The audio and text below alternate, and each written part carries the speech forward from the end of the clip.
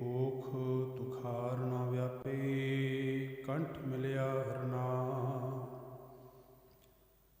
ਮਨ ਵਿਧਿਆ ਚਰਨਾਰ ਬਿੰਦ, ਦਰਸ਼ਨ ਲਗੜਾ ਸਾ। ਓਟ ਗੋਬਿੰਦ ਗੋਪਾਲ ਰਾਏ, ਸੇਵਾ ਸਵਮੀਲਾ। ਵਿਖਿਆ ਪੋਹ ਨ ਸਕੇ, ਮਿਲ ਸਾਧੂ ਗੁਣ ਗਾ। ਜਹ ਤੇ ਉਪਜੇ ਤਹ ਮਿਲੇ, ਸੱਚੇ ਪ੍ਰੀਤ ਸਮਾ। ਕਰ ਗਹਿ ਲੀਨੀ ਪਾਰ ਬ੍ਰਹਮ, ਬਹੁੜ ਨਾ ਵਿਛੁੜਿਆ। ਬਾਹਰ ਜਾਉ ਲਖ ਬੇਰੀਆ, ਹਰ ਸੱਜਣ ਅਗਮ ਅਗਾ। ਸ਼ਰਮ ਪਈ ਨਾਰਾਇਣ, ਨਾਨਕ ਦਰ ਪਿਆ। ਭੋਗ ਸੁਹੰਦਾ ਸਰਬ ਸੁਖ, ਜਿਸ ਬਖਸ਼ੇ ਵੇ ਪਰਵਾਹ। ਭੋਗ ਸੁਹੰਦਾ ਸਰਬ ਸੁਖ, ਜਿਸ ਬਖਸ਼ੇ ਵੇ ਪਰਵਾਹ। ਜੁਗੋ ਜੁਗ ਅਟਲ ਚਵਰ ਛਤਰ ਤਖ਼ਤ ਦੇ ਮਾਲਕ, ਹਾਜ਼ਰਾ ਹਜ਼ੂਰ ਜ਼ਾਰਾ ਜ਼ਹੂਰ ਸ਼ਬਦ ਗੁਰੂ। ਧੰਨ ਸਤਿਗੁਰੂ ਗੁਰੂ ਗ੍ਰੰਥ ਸਾਹਿਬ ਸੱਚੇ ਪਾਤਸ਼ਾਹ ਮਹਾਰਾਜ ਜੀ ਦੇ ਪਾਵਨ ਪਵਿੱਤਰ ਨਿੱਘੀ ਗੋਦ ਅੰਦਰ ਅੰਮ੍ਰਿਤ ਵੇਲੇ ਤੋਂ ਗੁਰੂ ਦਰਬਾਰ ਦੀਆਂ ਹਾਜ਼ਰੀਆਂ ਭਰੇ ਸਤਸੰਗੀ ਜਨੋ, ਵਡਿਆਂ ਭਾਗਾਂ ਵਾਲੇ ਹੋ। ਗੁਰਦੇਵ ਪਾਤਸ਼ਾਹ ਜੀ ਦੀ ਪਾਵਨ ਪਵਿੱਤਰ ਨਿੱਘੀ ਗੋਦ ਅੰਦਰ ਜੁੜ ਬੈਠਣ ਦਾ ਇਹ ਪਾਵਨ ਸਮਾਂ ਗੁਰਦੇਵ ਪਾਤਸ਼ਾਹ ਨੇ ਬਖਸ਼ਿਆ ਹੈ। ਅੱਜ ਪੋਹ ਦੇ ਮਹੀਨੇ ਦੀ ਆਰੰਭਤਾ ਹੈ ਤੇ ਗੁਰਦੇਵ ਪਾਤਸ਼ਾਹ ਦੇ ਪਾਵਨ ਚਰਨਾਂ ਦੇ ਵਿੱਚ ਹਾਜ਼ਰੀਆਂ ਭਰ ਕੇ ਗੁਰਦੇਵ ਪਾਤਸ਼ਾਹ ਦੇ ਪਾਵਨ ਚਰਨਾਂ ਦੇ ਇਹ ਅਰਦਾਸ ਕਰਨ ਲੱਗੇ ਹਾਂ ਕਿ ਮਾਲਕ ਜੀ, ਇਹ ਪੋਹ ਦਾ ਮਹੀਨਾ ਰੱਬੀ ਹੁਕਮ ਦੇ ਵਿੱਚ, ਰੱਬੀ ਰਜ਼ਾ ਦੇ ਅੰਦਰ ਵਾਹਿਗੁਰੂ ਜੀ ਦੇ ਗੁਣ ਗਾਉਂਦਿਆਂ ਹੋਇਆਂ ਬਤੀਤ ਹੋਏ। ਵਿਚਾਰਾਂ ਦੀ ਆਰੰਭਤਾ ਤੋਂ ਪਹਿਲਾਂ ਮਨੋਬਿਰਤੀਆਂ ਨੂੰ ਇਕਾਗਰ ਕਰਦਿਆਂ ਬੜੇ ਅਦਬ ਪਿਆਰ ਨਾਲ ਆਖੋ ਜੀ, ਵਾਹਿਗੁਰੂ ਜੀ ਕਾ ਖਾਲਸਾ, ਵਾਹਿਗੁਰੂ ਜੀ ਕੀ ਫਤਿਹ। ਪੋਹ ਦੇ ਮਹੀਨੇ ਅੰਦਰ ਸਤਿਗੁਰੂ ਗੁਰੂ ਅਰਜੁਨ ਦੇਵ ਪਾਤਸ਼ਾਹ ਮਹਾਰਾਜ 12 ਮਾਹ ਮਾਝ ਰਾਗ ਅੰਦਰ ਇਹ ਰਹਿਮਤ ਕਰਦੇ ਨੇ ਕਿ ਭੋਖ ਤੁਖਾਰ ਨਾ ਵਿਆਪੀ, ਕੰਠ ਮਿਲਿਆ ਹਰ ਨਾਹ। ਸਤਿਗੁਰ ਆਖਦੇ ਨੇ ਕਿ ਪੋਹ ਦੇ ਮਹੀਨੇ ਵਿੱਚ ਤੁਖਾਰ ਨਾ ਵਿਆਪੇ। ਤੁਖਾਰ ਕਿਹਾ ਜਾਂਦਾ ਹੈ ਬਰਫ਼, ਕੱਕਰ ਨੂੰ, ਕੋਹਰੇ ਨੂੰ। ਉਹਨਾਂ ਦੇ ਉੱਪਰ ਅਸਰ ਨਹੀਂ ਪਾਉਂਦੀ, ਉਹਨਾਂ ਨੂੰ ਨਹੀਂ ਵਿਆਪਦੀ, ਜਿਨ੍ਹਾਂ ਦੇ ਗਲ ਦੇ ਨਾਲ ਸਾਈਂ ਲੱਗਾ ਹੋਇਆ ਹੈ, ਪਰਮਾਤਮਾ ਲੱਗਾ ਹੋਇਆ ਹੈ। ਔਰ ਸਾਧ ਸੰਗਤ, ਪੋਹ ਦਾ ਮਹੀਨਾ ਅੱਤ ਦਾ, ਠੰਡ ਦਾ ਮਹੀਨਾ ਹੈ। ਔਰ ਸਤਿਗੁਰੂ ਪਾਤਸ਼ਾਹ ਜੀ ਨੇ ਰਹਿਮਤ ਕੀਤੀ ਹੈ ਕਿ ਦੇਖੋ, ਪੋਹ ਦੇ ਠੰਡ ਦੇ ਮਹੀਨੇ ਦੇ ਵਿੱਚ ਠੰਡ ਨੂੰ ਬਚਣ ਲਈ ਅਸੀਂ ਬੜੇ ਉਪਰਾਲੇ ਕੀਤੇ ਨੇ, ਬੜੇ ਯਤਨ ਕੀਤੇ ਹੋਏ ਨੇ ਕਿ ਠੰਡ ਦੇ ਮਹੀਨੇ ਵਿੱਚ ਠੰਡ ਨਾ ਲੱਗੇ। ਗਰਮ ਕੱਪੜਿਆਂ ਦਾ ਪ੍ਰਬੰਧ ਕੀਤਾ ਹੋਇਆ ਹੈ, ਗਰਮ ਹੀਟਰਾਂ ਦਾ ਪ੍ਰਬੰਧ ਕੀਤਾ ਹੋਇਆ ਹੈ ਆਪਣੇ ਤਨ ਨੂੰ ਬਚਾਉਣ ਲਈ। ਪਰ ਗੁਰਦੇਵ ਨੇ ਅੱਜ ਰਹਿਮਤ ਕੀਤੀ, ਆਖਣਗੇ ਭੋਖ ਤੁਖਾਰ ਨਾ ਵਿਆਪੇ, ਕਿ ਪੋਹ ਦੇ ਮਹੀਨੇ ਅੰਦਰ ਉਹਨਾਂ ਨੂੰ ਕੋਈ ਤੁਖਾਰ, ਕੋਈ ਬਰਫ਼, ਕੱਕਰ, ਕੋਹਰਾ ਨਹੀਂ ਵਿਆਪਦਾ। ਜਿਹੜੇ ਮਾਲਕ ਦੇ ਚਰਨਾਂ ਦੇ ਨਾਲ ਲੱਗੇ ਹੋਏ ਨੇ, ਪਰਮਾਤਮਾ ਦੇ ਗਲ ਦੇ ਨਾਲ ਲੱਗੇ ਹੋਏ ਨੇ। ਜਦੋਂ ਗੁਰੂ ਨਾਨਕ ਸੱਚੇ ਪਾਤਸ਼ਾਹ ਦੀ ਬਾਣੀ ਪੜ੍ਹਦੇ ਹਾਂ ਤੇ ਉਹਨਾਂ ਨੇ ਤੁਖਾਰੀ ਰਾਗ ਅੰਦਰ ਇਹ ਰਹਿਮਤ ਕੀਤੀ ਹੈ। ਗੁਰਦੇਵ ਪਾਤਸ਼ਾਹ ਆਖਦੇ ਨੇ ਕਿ ਜਦੋਂ ਅੱਤ ਦਾ, ਠੰਡ ਦਾ ਮਹੀਨਾ ਆਇਆ ਨਾ, ਤੇ ਦੇਖੋ ਵਨਸਪਤੀ ਦੇ ਉੱਪਰ ਹੀ ਪ੍ਰਭਾਵ ਪਿਆ। ਜੜੀ ਵਨਸਪਤੀ ਪੂਰੀ ਜੋਬਨ ਦੇ ਵਿੱਚ ਫਲੀ ਫੁੱਲੀ ਹੋਈ ਸੀ ਨਾ, ਬਰਫ਼ ਨੇ ਉਸ ਵਨਸਪਤੀ ਨੂੰ ਕੁਮਲਾ ਦਿੱਤਾ। ਕਿਉਂਕਿ ਬਰਫ਼ ਦਾ ਜਾਂ ਕਹਿ ਲਵਾਂ ਠੰਡ ਦਾ ਵਨਸਪਤੀ ਪਰ ਪ੍ਰਭਾਵ ਪੈਂਦਾ ਹੈ। ਬਾਬਾ ਨਾਨਕ ਆਖਣਗੇ ਜੋ ਦੁੱਧ ਧਾਰੀ ਪਸ਼ੂ ਨੇ, ਪਸ਼ੂਆਂ ਨੇ ਆਪਣਾ ਦੁੱਧ ਘਟਾ ਦਿੱਤਾ ਕਿਉਂਕਿ ਬਰਫ਼ ਦਾ ਪ੍ਰਭਾਵ ਪਿਆ। ਪਰ ਗੁਰਦੇਵ ਇੱਥੇ ਬਾਹਰ ਮੁਖੀ ਨੇ, ਗੁਰਦੇਵ ਅੰਦਰ ਮੁਖੀ ਗੱਲ ਕਰਦੇ ਨੇ। ਜਿਵੇਂ ਗੁਰਦੇਵ ਆਖਦੇ ਨੇ ਕਿ ਜੈਠ ਔਰ ਹਾੜ ਦਾ ਮਹੀਨਾ ਆਇਆ, ਔਰ ਜੈਠ ਔਰ ਹਾੜ ਦੇ ਮਹੀਨੇ ਦੇ ਵਿੱਚ ਜਿੱਥੇ ਅੱਧ ਦੀ ਤਪਸ਼ ਹੈ, ਮਹਾਰਾਜ ਆਖਦੇ ਨੇ ਕਿ ਆਸਾੜ ਤਪੰਦਾ ਤਿਸ ਲੱਗੈ ਹਰ ਨਾਹ ਨਾ ਜਿਨਾ ਪਾਸ। ਹਾੜ ਦਾ ਮਹੀਨਾ ਉਹਨਾਂ ਵਾਸਤੇ ਤਪਦਾ ਹੈ ਜਿਨ੍ਹਾਂ ਦੇ ਹਿਰਦੇ ਵਿੱਚ ਪਰਮਾਤਮਾ ਦਾ ਨਾਮ ਨਹੀਂ। ਜੇ ਪਰਮਾਤਮਾ ਦੇ ਨਾਮ ਦੇ ਨਾਲ ਇਕਮਿਕ ਹੋਏ ਨੇ ਤੇ ਤਤੀ ਤਵੀ ਦੇ ਉੱਪਰ ਬੈਠੇ ਹੋਏ ਧੰਨ ਗੁਰੂ ਅਰਜੁਨ ਦੇਵ ਮਹਾਰਾਜ ਆਖਦੇ ਨੇ ਕਿ ਤੇਰਾ ਕੀਆ ਮਿੱਠਾ ਲਾਗੈ, ਕਿ ਉਲਾਹਨੂੰ ਮੈਂ ਕਾਹੂ ਨਾ ਦਿਓ ਮਨ ਮੀਠ ਤੁਹਾਰੋ ਕੀਓ। ਤੇ ਸਤਿਗੁਰੂ ਪਾਤਸ਼ਾਹ ਅਜ ਆਖਦੇ ਨੇ ਕਿ ਪੋਹ ਦੇ ਮਹੀਨੇ ਵਿੱਚ ਉਹਨਾਂ ਨੂੰ ਕੋਈ ਤੁਖਾਰ ਨਹੀਂ ਵਿਆਪਦਾ, ਉਹਨਾਂ ਨੂੰ ਕੋਈ ਬਰਫ਼ ਕੱਕਰ ਕੋਹਰਾਪਨ ਨਹੀਂ ਵਿਆਪਦਾ, ਜਿਨ੍ਹਾਂ ਦਾ ਮਾਲਕ ਦੇ ਨਾਲ ਪਰਮਾਤਮਾ ਦੇ ਨਾਲ ਜਿਹੜੇ ਗੱਲ ਦੇ ਨਾਲ ਮਿਲੇ ਹੋਏ ਨੇ। ਸਤਿਗੁਰ ਪਾਤਸ਼ਾਹ ਜੀ ਦੀ ਬਾਣੀ ਦੇ ਬੜਾ ਪਿਆਰਾ ਬਚਨ ਹੈ। ਉਹ ਆਖਦੇ ਨੇ ਕਿ ਚਤੁਰ ਦਿਸ਼ਾ ਕੀਨੋ ਬਲ ਆਪਣਾ ਸਿਰ ਉੱਪਰ ਕਰ ਧਾਰਿਓ, ਕਿ ਮਾਲਕ ਨੇ ਆਪਣਾ ਬਲ, ਆਪਣੀ ਹੋਂਦ, ਆਪਣੀ ਤਾਕਤ ਚਾਰੋਂ ਦਿਸ਼ਾਵਾਂ ਵੱਲ ਕੀਤੀ ਹੋਈ ਹੈ। ਸਿਰ ਉੱਪਰ ਕਰ ਧਾਰਿਓ ਕਿਰਪਾ ਕਟਾਖ ਅਵਲੋਕਨ ਕੀਨੋ, ਆਪਣੀ ਕਿਰਪਾ ਦੀ ਦ੍ਰਿਸ਼ਟੀ ਜਿਨ੍ਹਾਂ ਦੇ ਉੱਪਰ ਕਰਦਾ ਹੈ। ਦਾਸ ਕਾ ਦੁਖ ਬਿਦਾਰਿਓ ਹਰ ਜਨ ਰਾਖੇ, ਗੁਰ ਗੋਬਿੰਦ ਕੰਠ ਲਾਏ ਅਵਗੁਣ ਸਮੇਟੇ ਦਿਆਲ ਪੁਰਖ ਬਖਸ਼ੰਦ। ਆਪਣੇ ਗਲ ਦੇ ਨਾਲ ਲਾ ਕੇ ਗੁਰਦੇਵ ਆਖਦੇ ਨੇ ਕਿ ਉਹਨਾਂ ਦੇ ਅਵਗੁਣ ਮੇਟ ਦਿੰਦਾ ਹੈ। ਇਹ ਰੱਬ ਦੇ ਅੰਦਰ ਗੁਣ ਨੇ। ਤੇ ਸਾਧ ਸੰਗਤ ਕੰਠ ਦੇ ਨਾਲ ਉਹ ਲੱਗਦੇ ਨੇ ਜਿਨ੍ਹਾਂ ਦੇ ਉੱਪਰ ਮੇਰੇ ਮਾਲਕ ਦੀ ਰਹਿਮਤ, ਮੇਰੇ ਪ੍ਰਭੂ ਦੀ ਕਿਰਪਾ ਹੁੰਦੀ ਹੈ, ਆਪਣੇ ਯਤਨਾਂ ਦੇ ਨਾਲ ਨਹੀਂ। ਤਾਂ ਹੀ 12 ਮਾਹ ਦੀ ਬਾਣੀ ਦੇ ਆਰੰਭ ਦੇ ਅੰਦਰ ਗੁਰਦੇਵ ਨੇ ਇਹ ਰਹਿਮਤ ਕੀਤੀ ਕਿ ਕਿਰਤ ਕਰਮ ਕੇ ਵਿਛੁੜੇ ਕਰ ਕਿਰਪਾ ਮੇਲੋ ਰਾਮ। ਦਾਤਾ ਆਪਣੇ ਕਰਮਾਂ ਕਰਕੇ ਵਿਛੜੇ ਹੋਏ ਹਾਂ, ਪਰ ਤੇਰੀ ਮਿਹਰ ਦੇ ਨਾਲ, ਤੇਰੀ ਕਿਰਪਾ ਦੇ ਨਾਲ ਅਸੀਂ ਮਿਲ ਸਕਦੇ ਹਾਂ।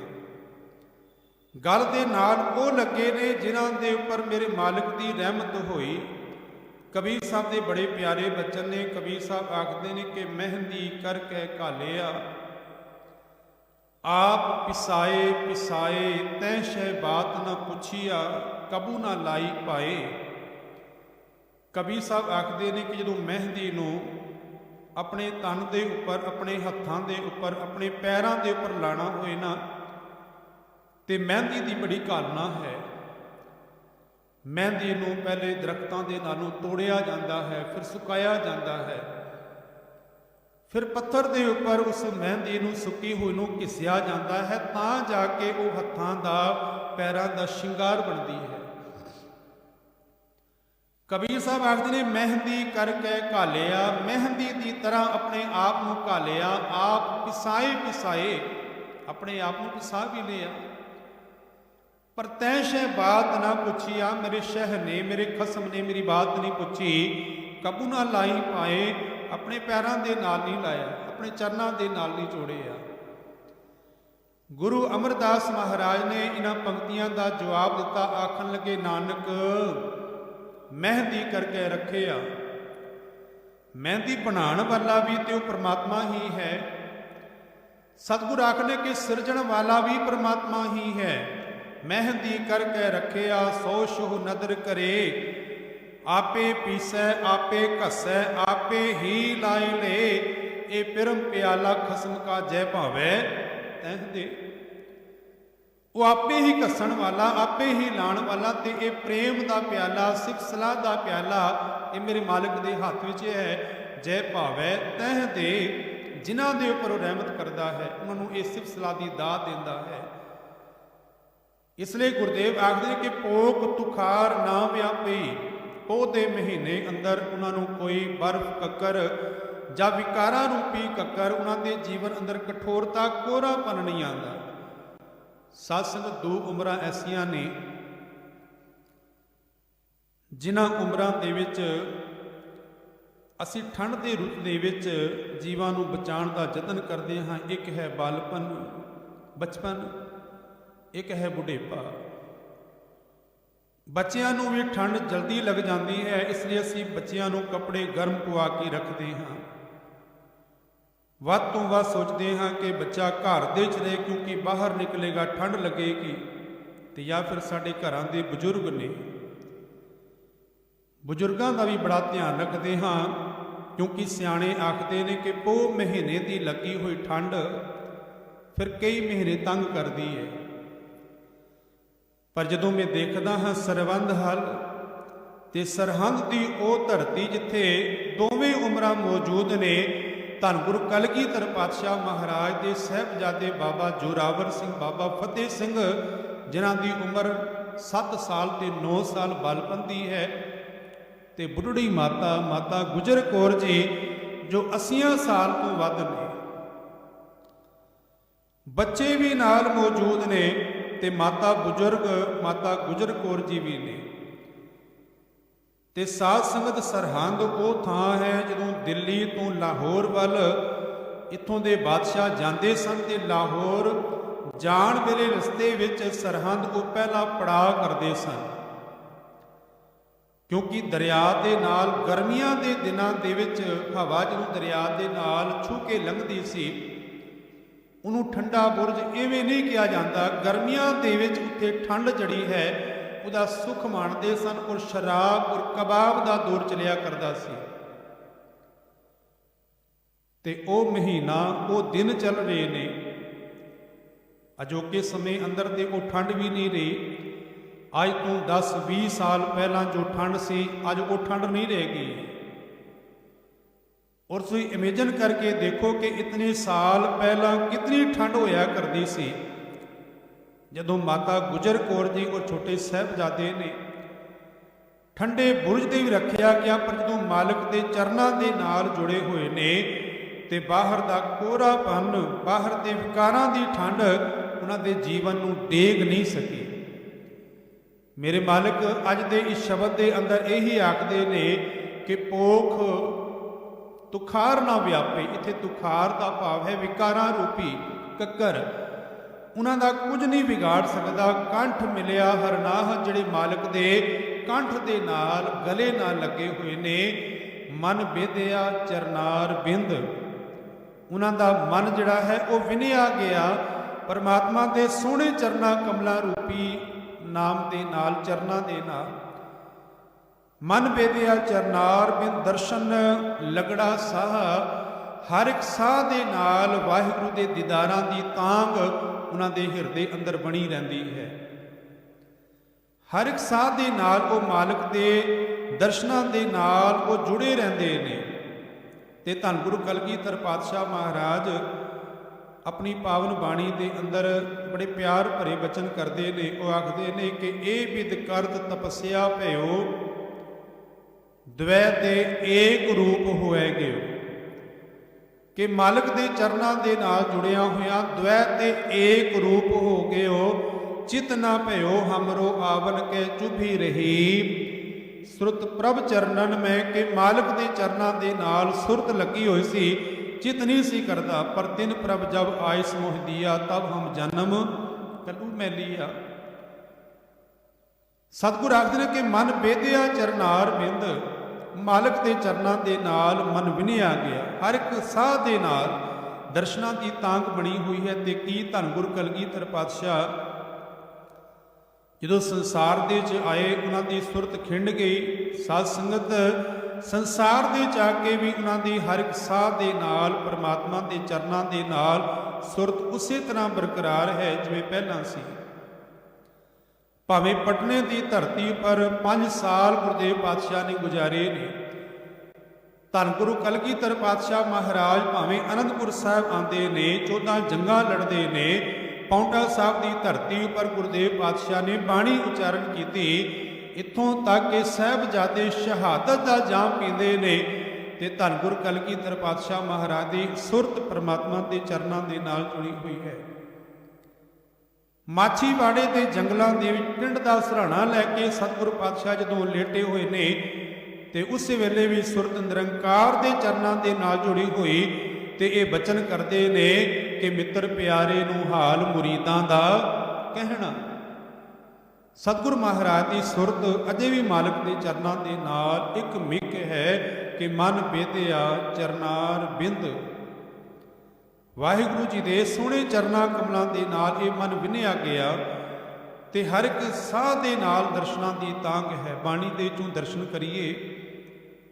ਬਾਬਾ ਨਾਮਦੇਵ ਜੀ ਦੇ ਬੜੇ ਪਿਆਰੇ ਬਚਨ ਨੇ। ਉਹ ਆਖਦੇ ਨੇ, ਮਨ ਰਾਮ ਨਾਮਾ ਬੇਦੀ ਅਲੇ, ਜੈਸੇ ਕਨਕ ਕਲਾ ਚਿਤ ਮਾਂਡੀ ਅਲੇ।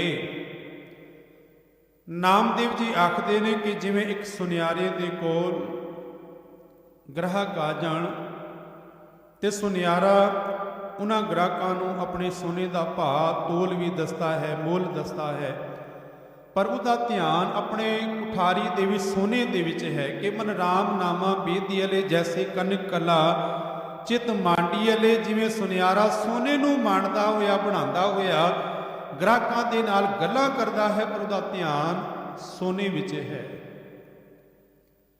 ਨਾਮਦੇਵ ਨੇ ਬੜੇ ਸੋਹਣੇ ਦ੍ਰਿਸ਼ਟਾਂਤ ਦਿੱਤੇ ਨੇ। ਉਹ ਆਖਦੇ ਨੇ ਕਿ ਆਨੀਲੇ ਕਾਗਦ ਕਾਟੀਲੇ ਗੁੱਡੀ, ਆਕਾਸ਼ ਮਤੇ ਭਰਮੀ ਅਲੇ, ਪੰਜ ਜਨਾ ਸਿਉ ਬਾਤ ਬਤਊਆ, ਚੀਜ਼ ਸੋ ਡੋਰੀ ਰਾਖੀ ਅਲੇ। ਬੱਚੇ ਦੁਕਾਨ ਤੋਂ ਕਾਗਜ਼ ਲੈ ਕੇ ਆਏ, ਉਹਨਾਂ ਨੇ ਗੁੱਡੀ ਤਿਆਰ ਕੀਤੀ, ਪਤੰਗ ਬਣਾਈ।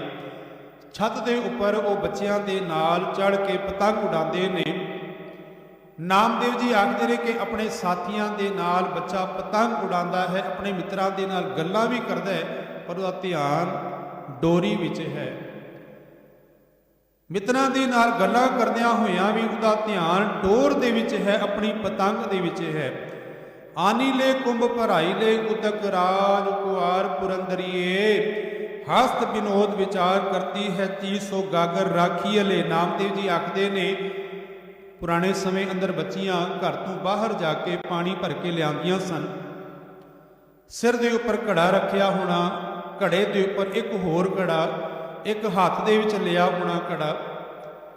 ਦੂਰੋਂ ਪਾਣੀ ਲੈ ਕੇ ਆਣਾ, ਆਪਣੀਆਂ ਸਹੇਲੀਆਂ ਦੇ ਨਾਲ ਉਹ ਮਜ਼ਾਕਾਂ ਕਰਦੀ ਹੈ, ਗੱਲਾਂ ਕਰਦੀ ਹੈ, ਪਰ ਉਸ ਬੱਚੀ ਦਾ ਧਿਆਨ ਆਪਣੀ ਗਾਗਰ ਦੇ ਵਿੱਚ ਹੈ ਕਿ ਹਸਤ ਵਿਨੋਦ ਵਿਚਾਰ ਕਰਦੀ ਹੈ, ਚੀਜ਼ ਸੋ ਗਾਗਰ ਰਾਖੀ ਅਲੇ। ਮੰਦਰ ਏਕ द्वार 10 ਜਾਂਕੇ, ਗਊ ਚਰਾਵਨ ਛਾਡੀ ਅਲੇ, ਪਾਂਚ ਕੋਸ ਪਰ ਗਊ ਚਰਾਵਨ, ਚੀਜ਼ ਸੋ ਬਛੜਾ ਰਾਖੀ ਅਲੇ। ਇੱਕ ਮੰਦਰ, ਇੱਕ ਘਰ ਦੇ ਵਿੱਚੋਂ ਗਊਆਂ ਨੂੰ ਚਾਰਨ ਲਈ 5 ਕੋਹ ਦੂਰ ਛੋੜਿਆ ਗਿਆ। ਉਹ 5 ਕੋਹ ਦੇ ਉੱਪਰ ਗਊ ਚਰਦੀ ਹੋਈ ਵੀ ਉਹਦਾ ਧਿਆਨ ਆਪਣੇ ਬੱਚੇ ਦੇ ਵਿੱਚ ਹੈ। ਨਾਮਦੇਵ ਜੀ ਅਖੀਰ ਦੇ ਵਿੱਚ ਆਖਦੇ ਨੇ ਕਿ ਕਹਿਤ ਨਾਮ ਦਿਓ ਸੁਨੋ ਤਰਲੋਚਨ, ਬਾਲਕ ਪਾਲਨ ਪੌਂਡੀ ਅਲੇ, ਅੰਤਰ ਬਾਹਰ ਕਾਜ ਵਿਰੋਧੀ, ਚੀਜ਼ ਸੋ ਬਾਰਿਕ ਰਾਖੀ ਅਲੇ। ਇੱਕ ਘਰ ਦੇ ਅੰਦਰ ਰਹਿਣ ਵਾਲੀ ਗ੍ਰਹਿਣੀ ਘਰ ਦੇ ਰਸੋਈ ਦਾ ਕੰਮ ਸੰਭਾਲਦੀ ਹੈ, ਆਪਣੇ ਘਰ ਦਾ ਕੰਮ ਸੰਭਾਲਦੀ ਹੈ, ਪਰ ਬੱਚਾ ਭੰਗੂੜੇ ਦੇ ਵਿੱਚ ਪਿਆ ਹੋਇਆ ਹੈ।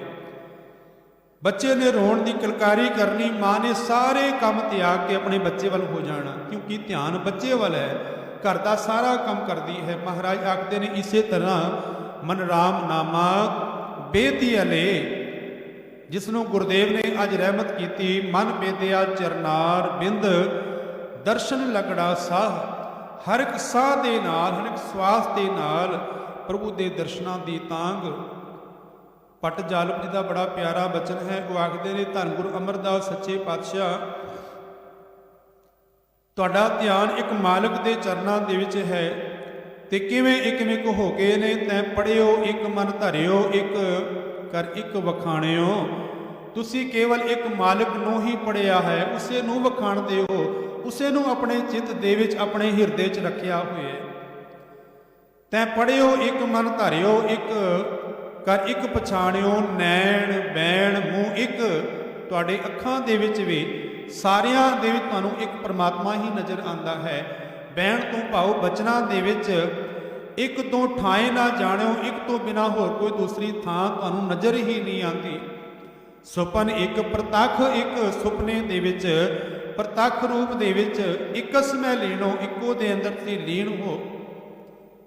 ਅੱਗੇ ਬੜੇ ਪਿਆਰੇ ਬਚਨ ਕੀਤੇ ਉਹਨਾਂ ਨੇ, ਆਖਣ ਲੱਗੇ 30 ਇੱਕ ਅਰ 5 ਸਿੱਧ 35 ਨਾ ਖੀਣੋ।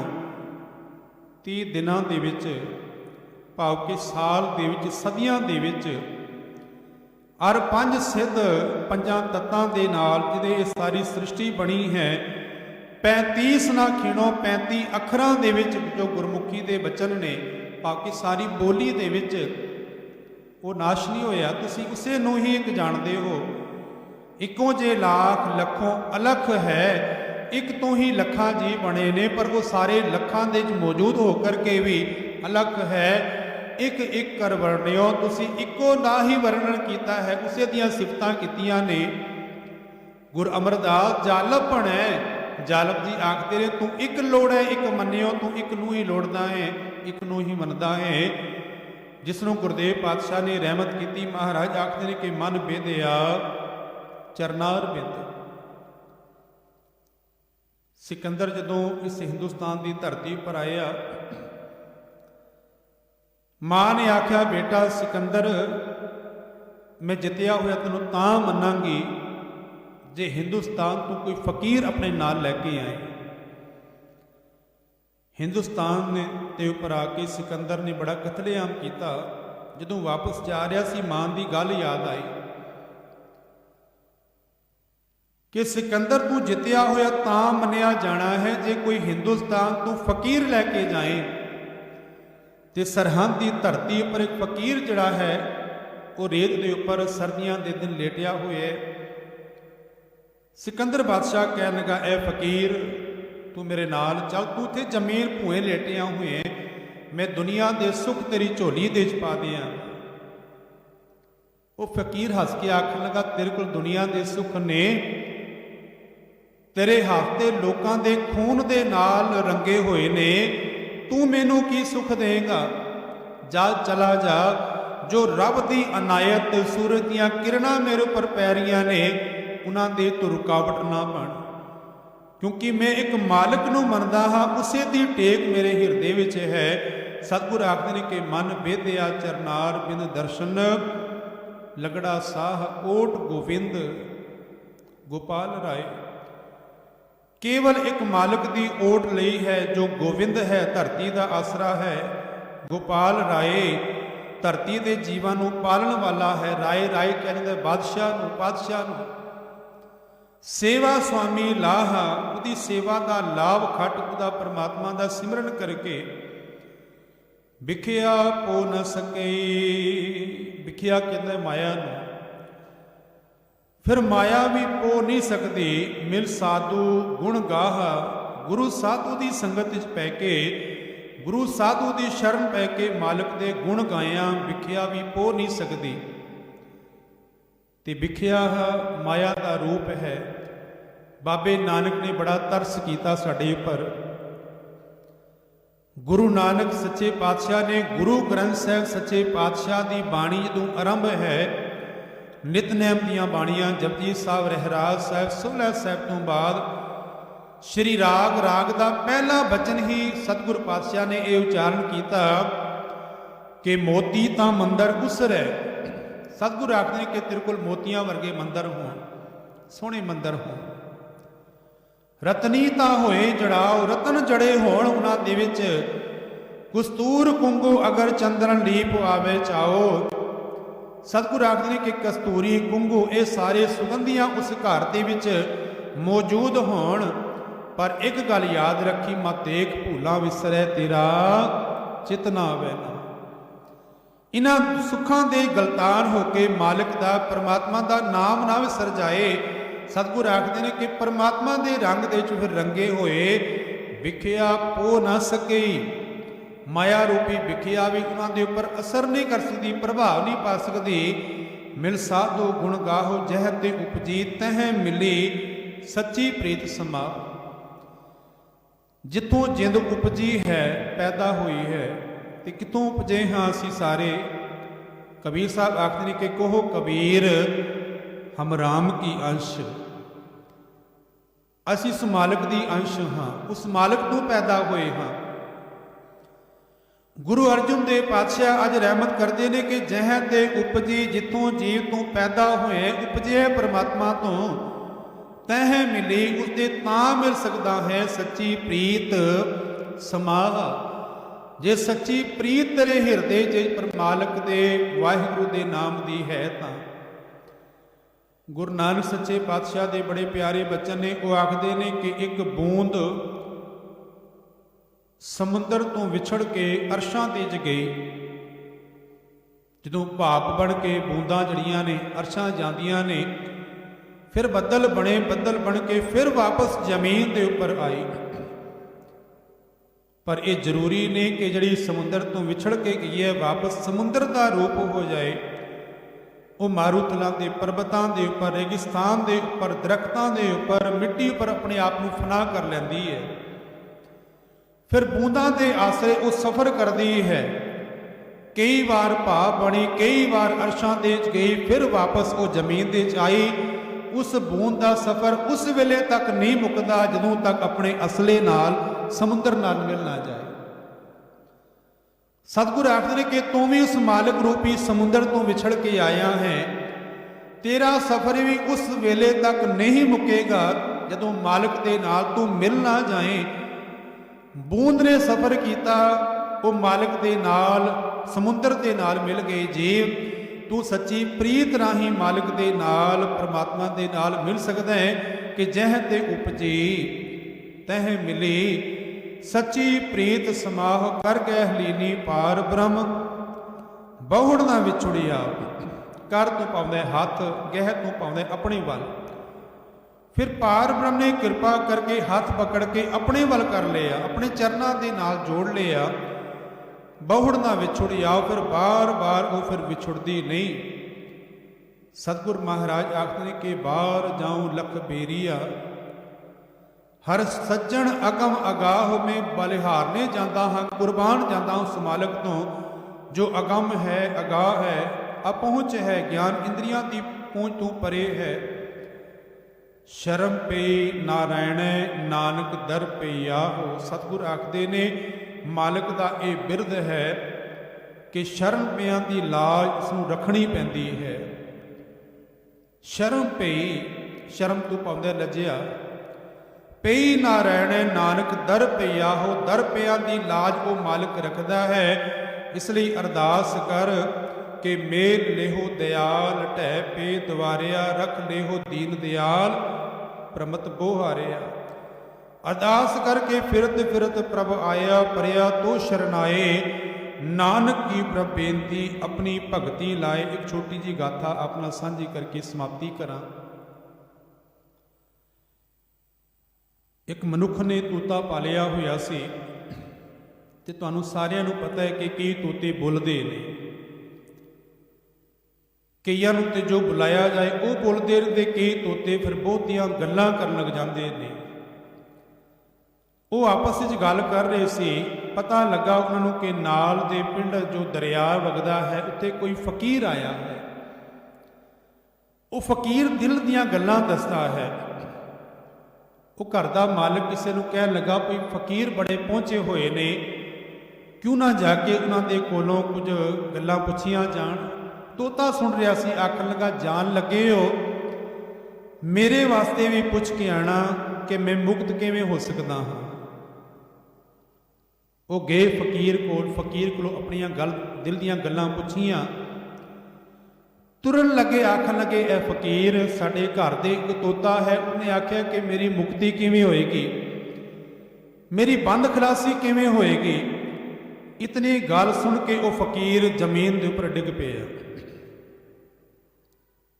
वो घर दे वापस आ गए। आंदियां तोते ने सवाल किया, मेरी गल पुछ के आए हो?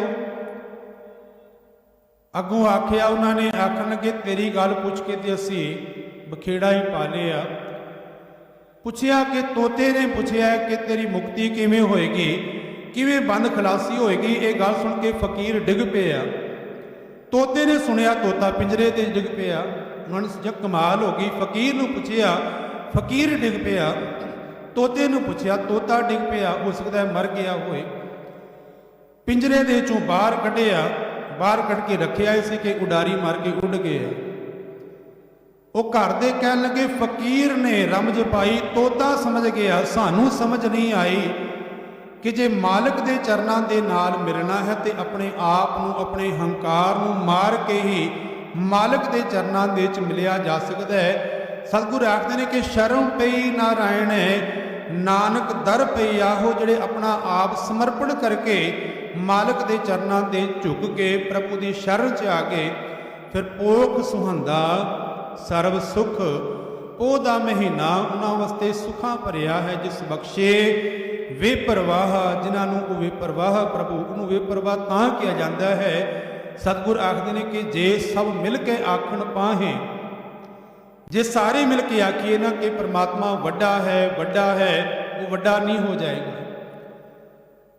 ਜੇ ਉਸ ਨੂੰ ਨਾ ਆਖੀਏ ਤੇ ਉਹ ਘਟ ਨਹੀਂ ਜਾਏਗਾ। ਜੇ ਸਭ ਮਿਲ ਕੇ ਆਖਣ ਪਾਹੇ, ਵੱਡਾ ਨਾ ਹੋਵੇ, ਘਾਟ ਨਾ ਜਾਏ, ਪਰ ਹਾਂ ਮਾਲਕ ਦੇ ਗੁਣ ਗਾ ਕੇ ਜੀਵ ਤੇਰਾ ਭਲਾ ਹੋ ਜਾਣਾ ਹੈ। ਇਸ ਮਾਲਕ ਲਈ ਪਰਮਾਤਮਾ ਦੇ ਗੁਣ ਗਾਇਆ ਕਰ, ਇਹ ਅਰਦਾਸ ਕਰਕੇ ਵਿਸਰ ਨਾਹੀ ਦਾਤਾਰ, ਆਪਣਾ ਨਾਮ ਦੇਹ ਗੁਣ ਗਾਵਾਂ ਦਿਨ ਰਾਤ, ਨਾਨਕ ਚਾਉ ਇਹੋ। ਬੋਲਦਿਆਂ ਬੇਅੰਤ ਭੁੱਲਾਂ ਗੁਰੂ ਸਮਰੱਥ ਹੈ, ਸੰਗਤ ਬਖਸ਼ਣ ਜੋਗ ਹੈ, ਬਖਸ਼ ਦੇਣਾ ਜੀ। ਆਖੋ ਪਿਆਰ ਨਾਲ ਵਾਹਿਗੁਰੂ ਜੀ ਕਾ ਖਾਲਸਾ, ਵਾਹਿਗੁਰੂ ਜੀ ਕੀ ਫਤਿਹ।